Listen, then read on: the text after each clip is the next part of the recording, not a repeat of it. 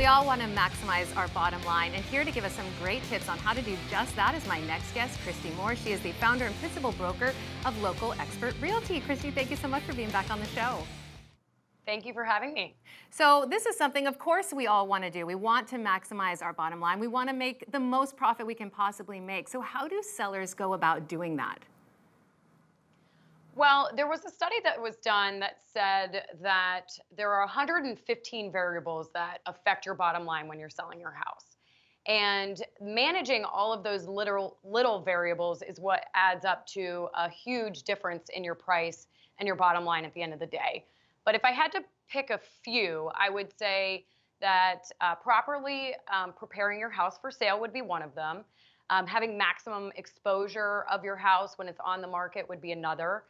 Having an actual offer strategy, so how are you going to handle offers as they come in? And all of the items that you can negotiate absolutely affect your bottom line. So what are some of the items that a seller can negotiate that can affect their bottom line? Are there actual tangible items? A lot of people like to focus on just the price or the concessions to the buyer. And there are so many other things that you can focus on that affect your bottom line. So for instance, the appraisal is a big one in a hot market because a lot of buyers will come in with this ridiculous price just to get the property wrapped up, knowing that it won't appraise, and then the appraisal comes in low, and now you have to reduce the price of your appraisal. So negotiating that up front, as far as how you're going to handle the appraisal if it comes in low, absolutely affects your bottom line. It can affect your bottom line by tens of thousands of dollars. Home inspection is another one. A lot of people don't think about how that affects your bottom line because it's necessary to do home inspection items. And if you don't get a pre-inspection, which is what we recommend, then it's important to negotiate those home inspection items up front. So for instance, either having a minimum dollar amount that the items need to cost in order for the buyer to even ask for them, or waiving the home inspection, or having it be a void-only home inspection. So that way the seller's not being renegotiated at the time of the home inspection. And home warranties is another one that absolutely costs money at the end of the day. And rent backs. A lot of people don't think about the fact that they might need to stay into the property after they close on the house.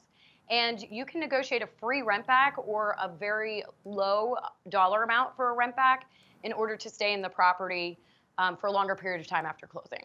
That's a great tip. You mentioned that we're in a hot market, which lends itself to multiple offers. How do you advise your sellers on which offer to accept when they do receive multiple offers? Well, this could be a whole other topic, but I think it's really important to realize who is involved in the transaction, because you do have a lot of people that are involved in getting you to closing, from the buyer's agent to the title company to the lender. So it's important to know who you're dealing with. Like the other day, we got a lender letter that was literally a Word document that we couldn't find the lender anywhere online, and it was a Hotmail account for the email.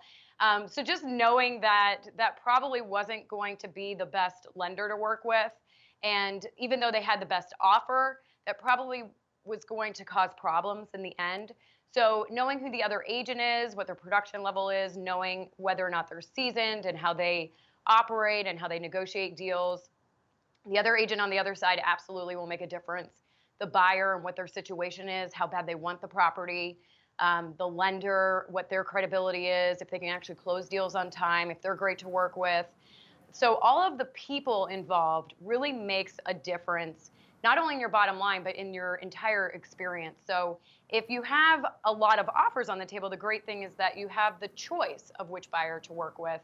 And you can always negotiate things based on other offers if you want to work with a specific group of people. So it's really just important to make sure that you're vetting the people that you're working with on the other end of the deal. Great advice today, as always. Kristy Moore, thank you so much for being back on The American Dream. Thanks for having me. And we will be right back with more of the show.